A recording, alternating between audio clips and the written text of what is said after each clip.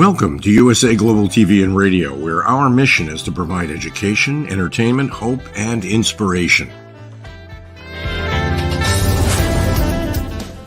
USA Global TV and Radio connects you with experts and audiences all around the world every single day to help you succeed in business and to live a richer life. Visit us at usaglobaltv.com to learn about career and life-changing training and mentoring programs like the Listening Mentor. Subscribe to our newsletter to stay informed about our special programs and offers. Discover how you can become a guest on one of our shows or a host or producer of a USA Global TV and Radio show of your very own. That's USA Global TV and Radio, where the doctor is always in.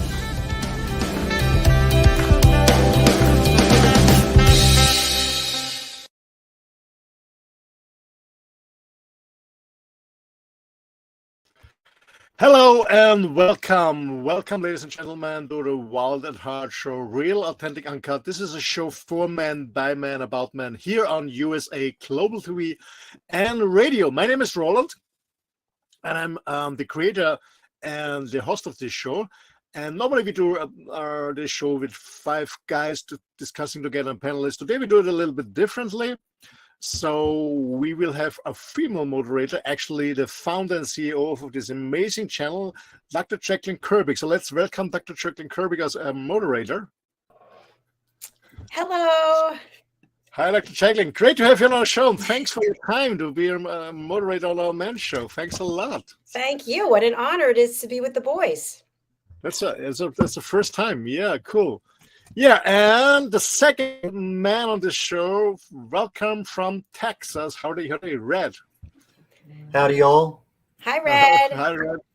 Hi, Red. Great to see you. So, Dr. Jacqueline, we decided, or last time, we're going to have a topic. It's maybe a little bit controversial, and maybe we have to explain it before we start the conversation. The best men are dangerous. Not meaning violent at all. It means dangerous for the society, or meaning dangerous for authority. So self-dependent, free will man. That's the topic. Yes, I was wondering if you could explain it, because when you gave me the topic, I was thinking you meant violence, and I thought, oh, I don't know what this means actually. So, and I thought maybe it's something different where you're from than versus where I'm from. Yeah. No, it's absolutely not about violence. It means a dangerous man is, dangerous in the context of society, where authority is a little bit scared because you can't control them. You can manipulate them because it's a person or a man with a free will and who knows exactly his strengths and his weaknesses and knows how to defend himself and his family. So it's a man, what we had in former times, but it's a little bit gone today. So you're referring to a man being a real man, a manly man kind of thing. Yeah, absolutely. Okay. Are you referring back to the caveman days when, you had to go out and hunt and men played a certain role, women had a different role? Because society has changed so much since then.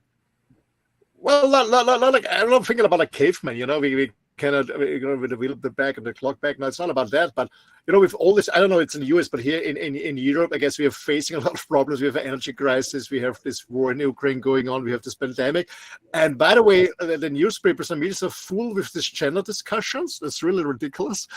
Also, when you see commercials, and I have a lot of gay friends. Don't misunderstand me. I have a lot of gay friends. But when yesterday came a new commercial out from the Austrian train company, the ÖBB, it's the train company, and the commercial says, "Yeah, get a ride on the train, on mothers, women, parents, and you see a gay couple with a kid." I don't know nothing about gay couple, but we have all this channel discussion. I always said, "I'm so happy that my mother was a woman."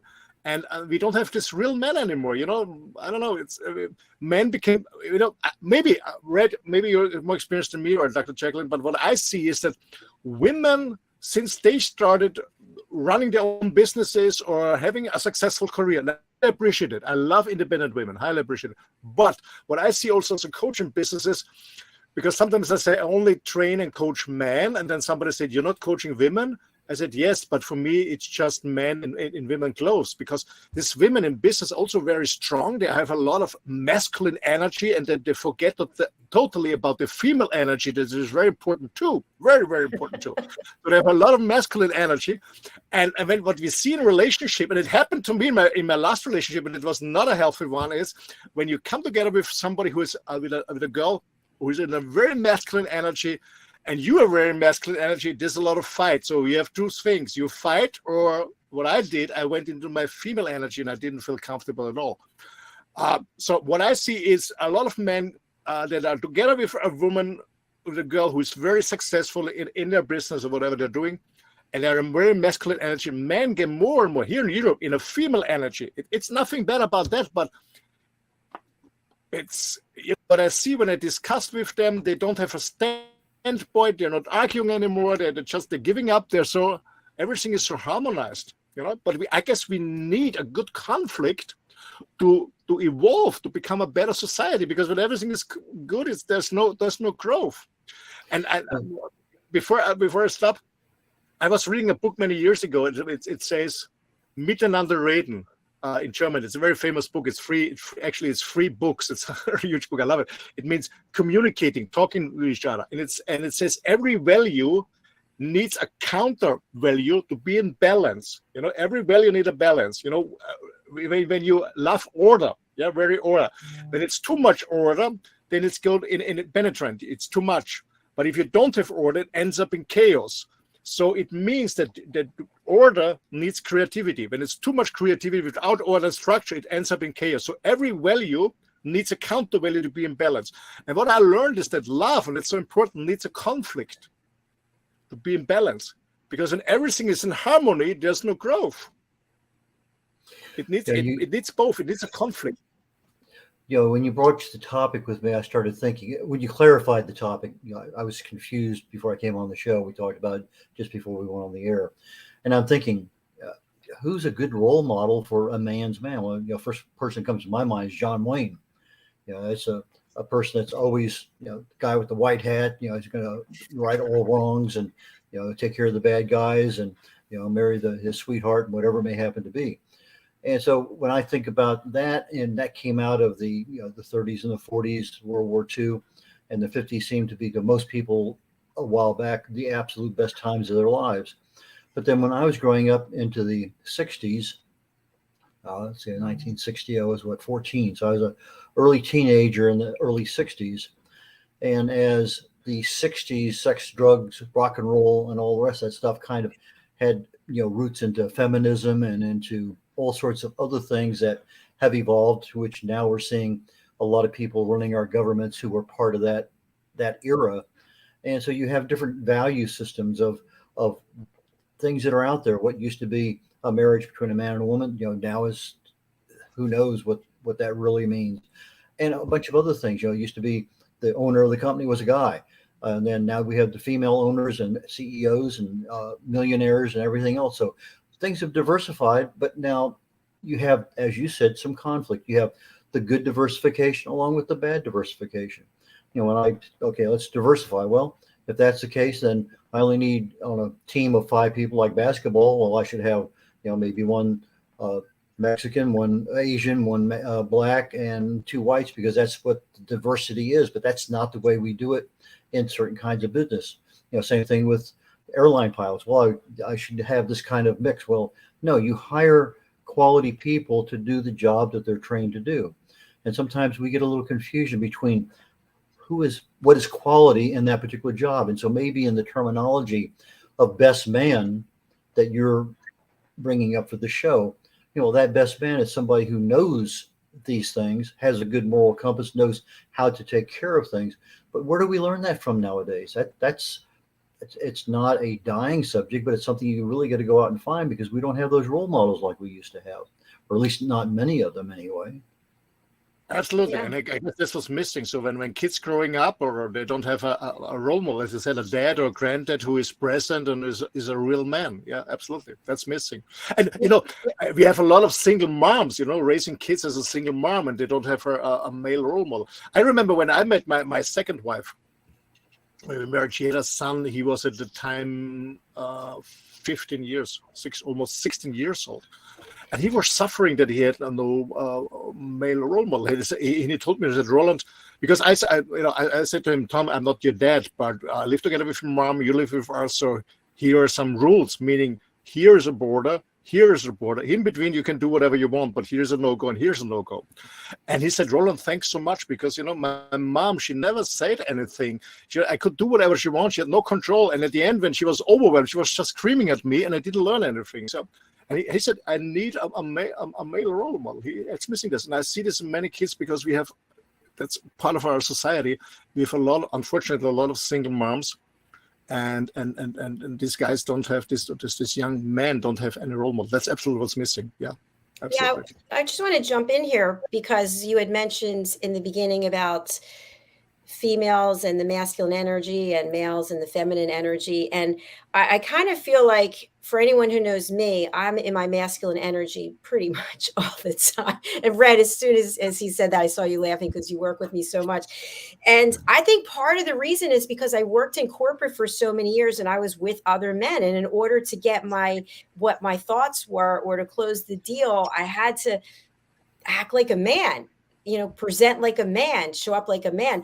And it's interesting, because my name's Jacqueline, but for many years I was Jackie, and I can't stand being called Jackie. Some people call me Jackie now, and I feel like it's a sign of weakness, because I'm not that fun, easygoing, let's skip around and just spend hours staring at the sky. No, I got stuff to get done. I got to get, so I don't know. I feel like if you are a woman, it's been a man's world for so long. And if you're all soft and sweet, and you're going to get trampled and run over. Yeah. Well, first of all, don't misunderstand me. I'm not against women in high position. Absolutely not. Absolutely not. What I see is that they're giving up their female energy that is so important for their job. That's what I see.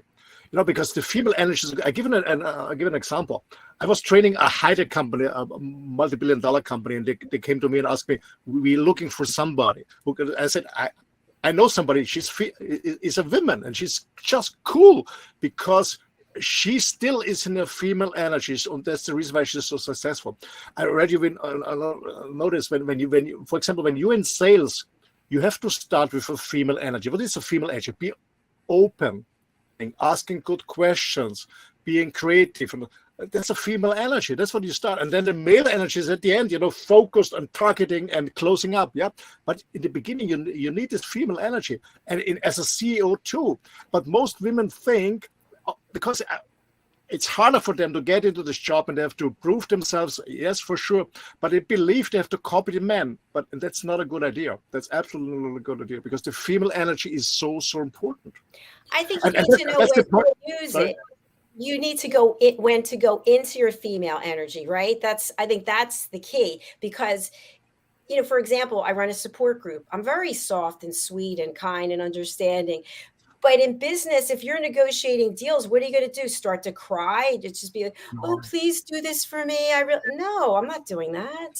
No, I'm very much an introvert, and a lot of people have no concept of what that means, because they see me, and the persona that I have is I'm wearing an extrovert's hat or an expert's hat or whatever it may happen to be. So my comfort zone changes. The minute I put on that extrovert hat, I have a persona that goes with that particular position at that time for whatever is going on in my environment.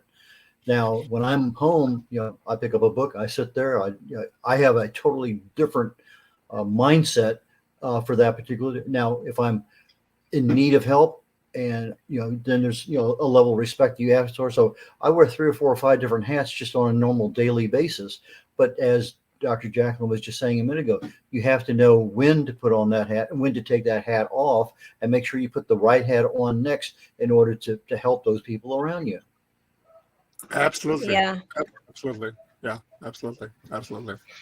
So when we think about the topic, the best men are dangerous, is it that we're saying the best men are the real men? The guy that puts on that deodorant and gets on his horse. Like, what are we saying exactly?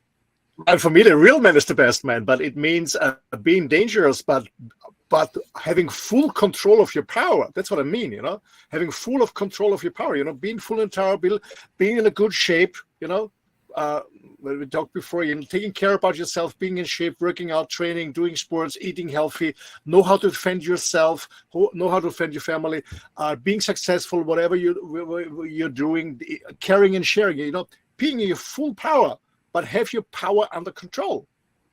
I always say it's better to be a warrior in the garden than a gardener in the war.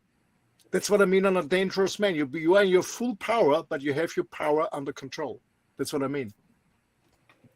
Okay. Red, what do you think of that? I agree, probably 90% on there. And again, the only part that you really don't know is sometimes you wear that role a little too far because you're not getting feedback from the audience to say, hey, yeah, okay, fine. You know, Roland was remarking just before the show that he had a couple near altercations recently with some people because they appeared to be drugged out. Well, you know, what works for somebody who's sober doesn't necessarily work the same way when they're on drugs or drinking too much or just feel like they're bulletproof because they're whatever. And so, yeah, we have the ability to recognize our environment and to pick the right person, the best person for that situation to react. But sometimes the response we get back may push us to a tipping point that we don't want to go there. And Roland was saying, yeah, he did not want to hurt somebody. So he, you know, the discretion that he used in order to de-escalate everything was very, very appropriate. But then again, you go back to your lifestyle and then all of a sudden, you know, does this person come around the back of your property? And I mean, the only unknown is how is the world going to respond to you in the near proximity to what's going on with regard to you and your life, your family, your business, and everything else. Yeah. Absolutely. I mean, you know, when you're a trained person, I mean, what happened to me last week, it's when you know that you're trained and when you know you're strange, you don't have to fight. You know it, and the other person feels that because it's about avoiding the conflict. It's not going into the conflict. It's about avoiding the conflict and not getting provocated. But, you know, the point is when you are weak and somebody provocates you, what you want to do is you always want to put the other person down that you feel better, and this is escalation. But when you know that you're strange and you feel good, you try to avoid this conflict and de-escalate it. That's what I mean. Yeah? This is so important. Yeah. Float like a butterfly, sting like a bee, right? Yeah. Yeah. You know, it's interesting. Throughout my life, I've always been attracted to real men, you know, and it turns out almost across the board, sorry guys, but they all had real emotional problems and they were putting on this persona to cover up the fact that they're actually really insecure. They come across as really secure, but inside very weak. I will 100% agree with you on that one because, as you're saying, we know our limit. And Roland started the show out with this. You know your limitations. Well, you know your weaknesses. And if you know them and you're trying to cover up and put facade out there because you have a different vision of who you are and what you should represent in the context of being with women or family or in jobs or whatever it may happen to be. Yeah. So yes. Again, that's one of those responses, but in this case, it's not the response of the audience. It's the response of your inner psyche because you shouldn't be doing that, but you feel scared or fearful of something else, embarrassment, heaven only knows that at some point in time, somebody's going to find out who the real you is, and that ridicule you can't handle, or maybe you don't want to be ridiculed in a public where you can't get over it because everyone knows you. So that, yeah, there's a lot of different ways to take this topic. Yeah, absolutely. I can absolutely relate to this, what you said, Red, because, you know, it's so important for real men that they know themselves, they know their weak points and they work on that. But the point is when you wear a mask, yeah, when you know about your weakness, but you're not working on it, you always focus on yourself because you always think about what does the other person think. Yeah, do it look good, do it look bad. And when you always look at yourself because you're so scared that somebody throws away your mask and sees the real one behind you, you're not with the other person. You cannot listen. You cannot be successful in a relationship because you're not caring about the person. You don't see even the other person because you always do I look good? Or, that's what I mean. Is you have to know your weaknesses and you have to work on them. And then when you know both, and then you're balanced, and then you can create what I call. I see myself as a macho. I love the Spanish word macho. I learned it when I was in South America, this macho. And then I came back to Europe and said macho is something bad. I said, no, it's nothing. It's what does macho mean? It's masculine, meaning you know both sides. You know the bright sides and the dark sides, or the strengths and the weaks. You know it. And you work on that. And when you notice and when you work on that, then you can provide a safe space for your queen. Most men don't provide a safe space for the queen because they're so scared about that the other one sees the really you behind you. That's what I mean. It's working yourself, and then you can. And that's what a macho is. A macho is not somebody lying on the sofa in front of the TV and say, "Hey, mommy, bring me a beer." No, that's not a macho. That's a weak person. Because here in Europe, what we see now with all this gender thing is there's a lot of discussion about toxic masculinity. And actually, a very famous comedian, a female comedian, I really love her because she's so on point. She said, what the fuck is toxic masculinity? Why are you putting all this masculinity down? We need more masculinity in this world. We need people who stand up for their rights, fight for their rights, and stand up because it's time. Yeah, I'm surprised Dr. Jacqueline didn't start in with macho man. I have a question for you guys. Oh, sorry, Ray, go ahead. I was going to relate to Roland, because when you know who you are, and sometimes you need to have that masculine approach to an answer, a situation, an encounter. This will be 55 years being married with my wife, and I was on a podcast last week, and I was asked all sorts of questions all over the place. One of them was, well, how do you attribute your success in marriage? And I said, most people marry and they think they're going to change someone else. And, if I look at it, if I was a masculine person and I want to change the situation, well, that's not going to get you a long-term good standing relationship. And as Roland was alluding to earlier, sometimes you got to know when to go into your feminine energy. And so when you recognize that you don't have to change somebody, that you love them for a reason, you met them, you developed a relationship, there was reasons why that person was attracted to you to begin with and why you developed a relationship. And just because you're getting married, well, now you need to change that. That's not the energy you need to be in. You need to be in that energy that I know when I need to be protective. I know when I need to acquiesce. I know when I need to, that's, let's not take that class. That's not one that's anybody's going to win.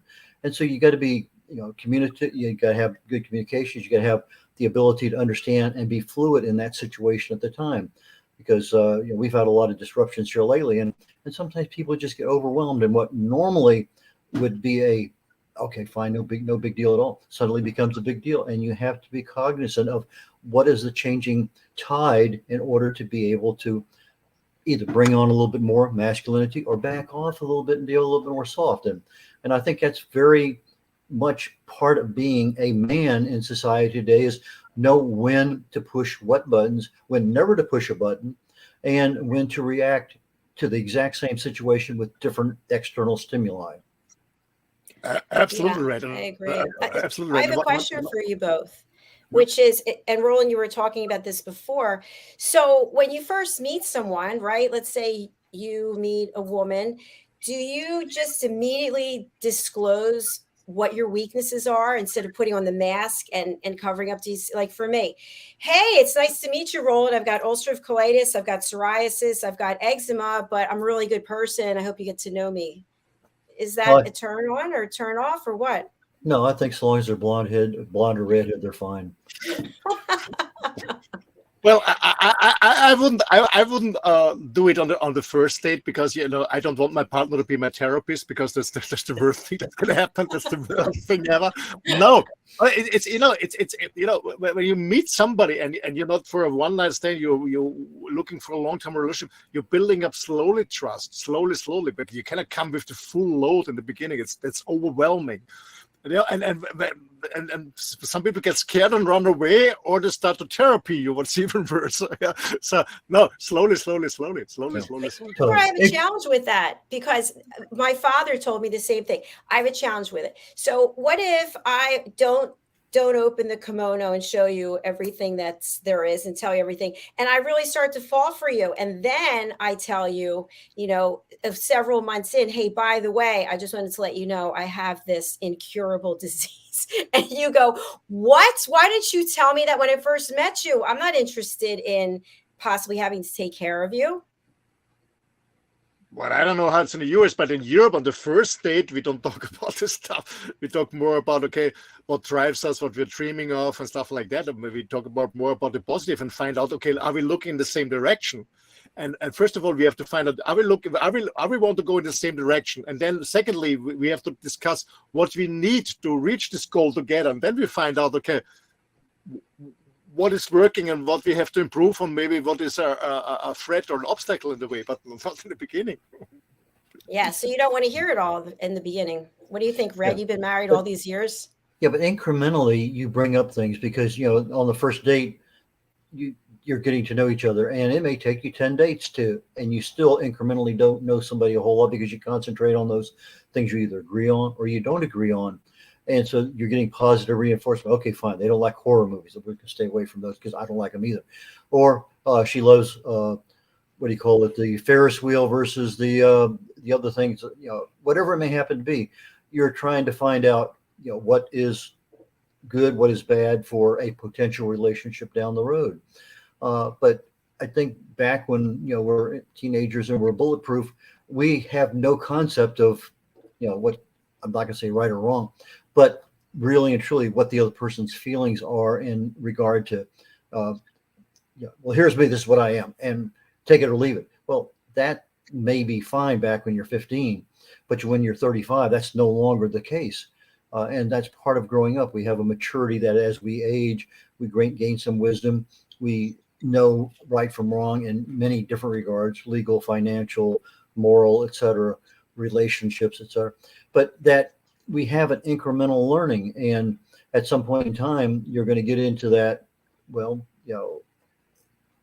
what do you consider a healthy environment in your life? Okay, fine. I love this, that, and that other. Well, what about these? Well, I tried that. I didn't like it, or I've never tried it.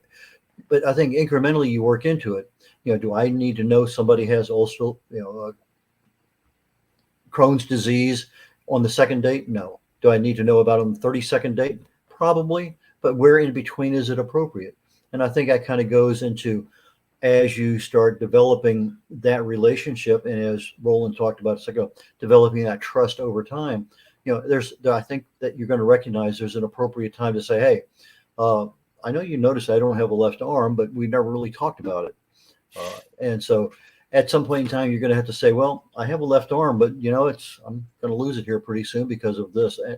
At some point in time, you got to get into those things, and you just can't keep it hidden, because that's not being the true you to somebody else either.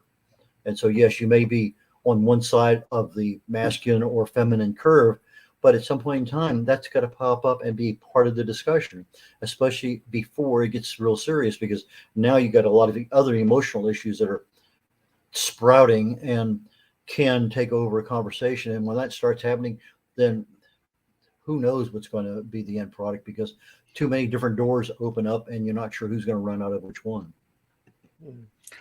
Red, well, you've been talking about, just thinking about, the older I become, the more conversation I have with friends about our weakness, and where you have a pain here and a pain there, because we're getting older. But I don't think that it's and if I would date something and she's more or less my same age, I guess both of us, we have some issues, but I guess it's not a good start with when you think about a bright future together, is starting with these negative ones. I mean, it's part of it, yes, but you should focus on the positive.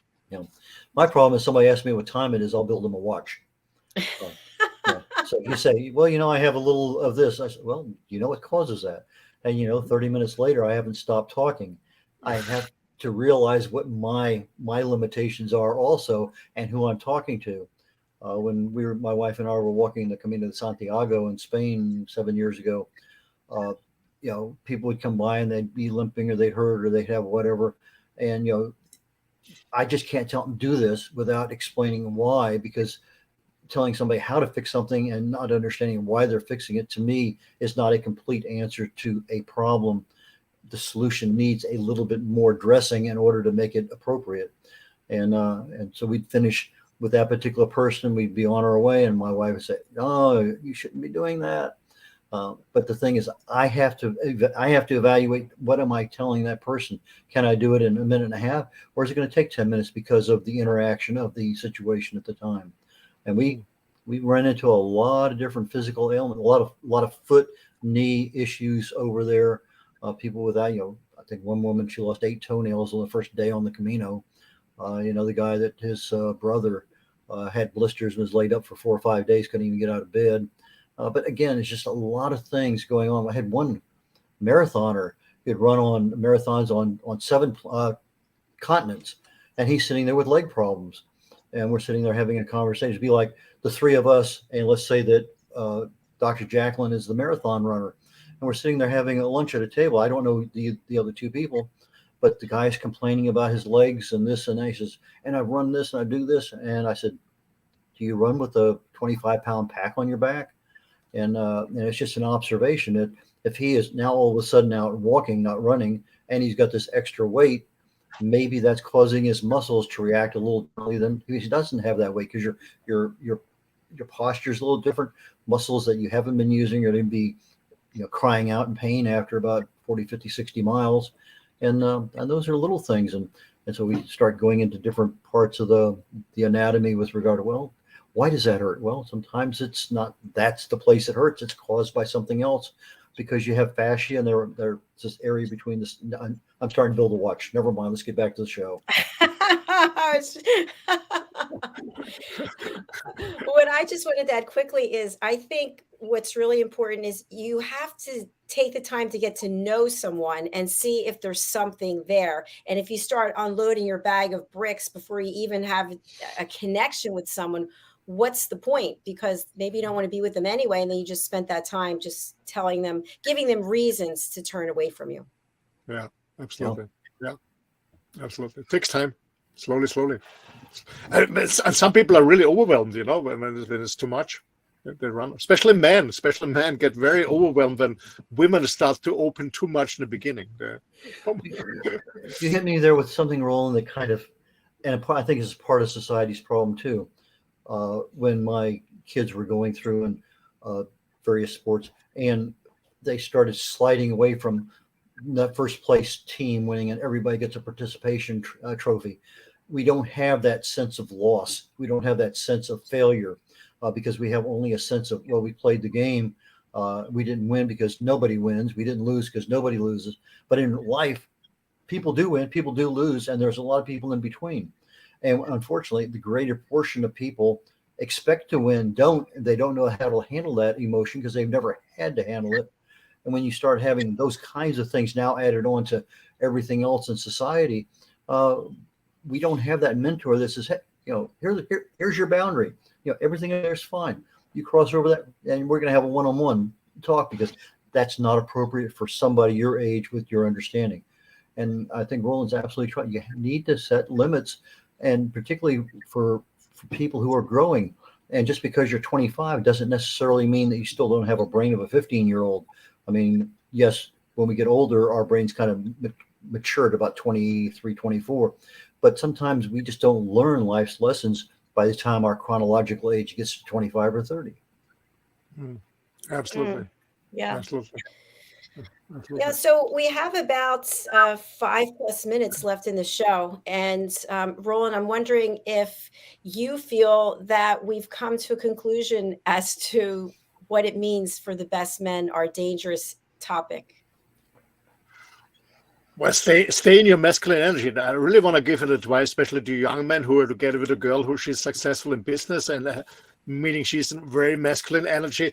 Please don't mess it up by going in a female energy too long. Stay in your masculine energy so she can soften and come down at home, so she feels safe. So really create this safe place as a man, that she can soften and become more, and going back in your female energy, especially when she's back home. It's so important, because otherwise when you stay too long in your female energy, you feel uncomfortable, and she will feel uncomfortable with you because she said, oh, I don't have a man anymore at home. So really, I give you this by staying in your masculine energy and provide a safe space for her that she can soften and be, when she's back home and not in the business where there's like a lot of competition.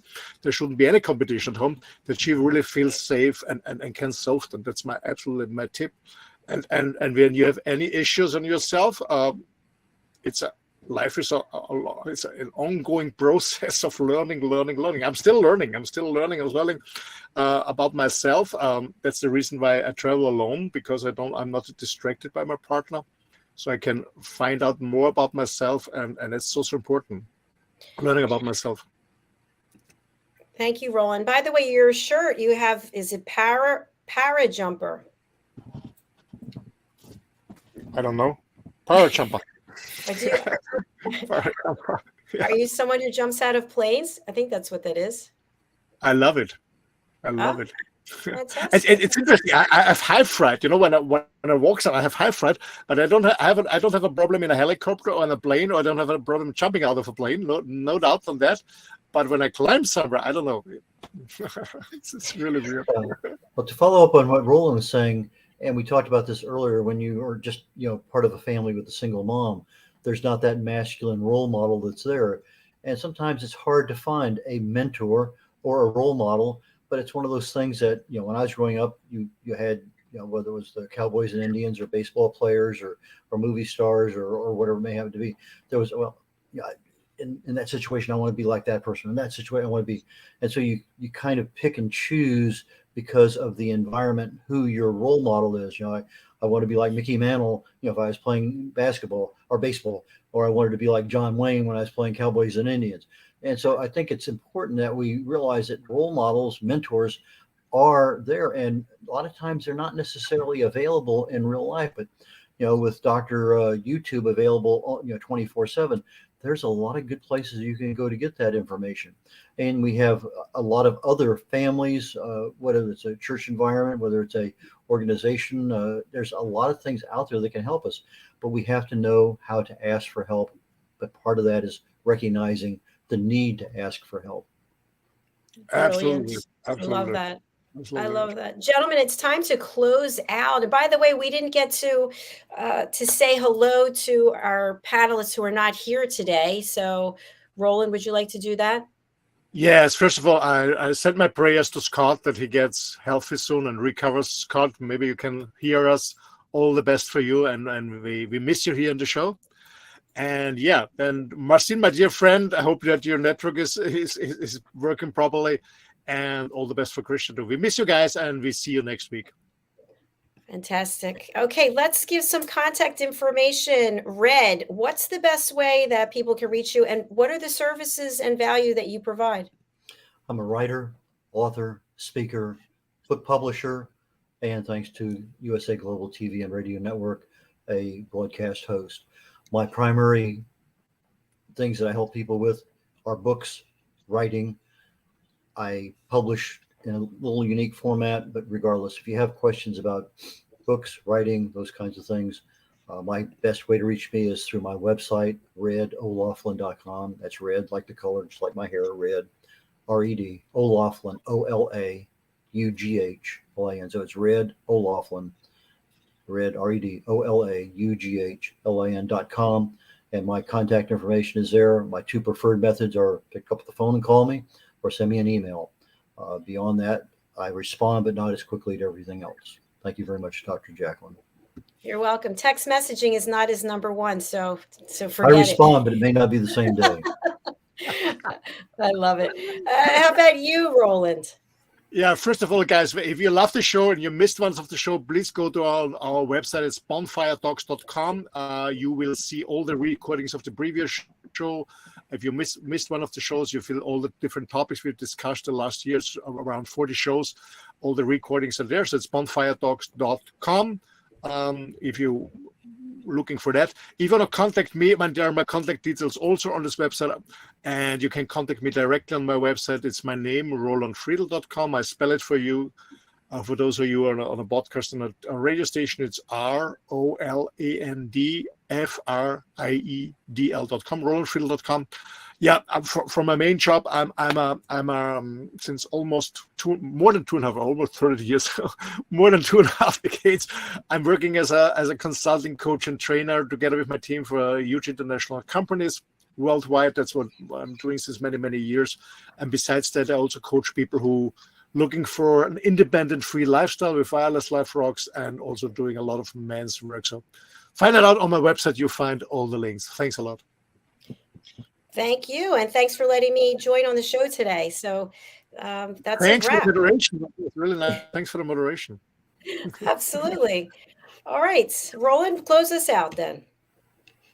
Yeah, so thanks for listening, guys. As I said, bonfiretalks.com is the website, the contact details. If you have any topic that you won't have to discuss on the show, maybe you won't join us on the show as a panelist, please contact us. Feel free, get in a conversation, and let us know what you as a man think, believe, maybe you're scared of, or whatever. Let's get in touch and become a panelist, or at least maybe you have a topic for us we should discuss that's missing on the episodes list. Thanks a lot.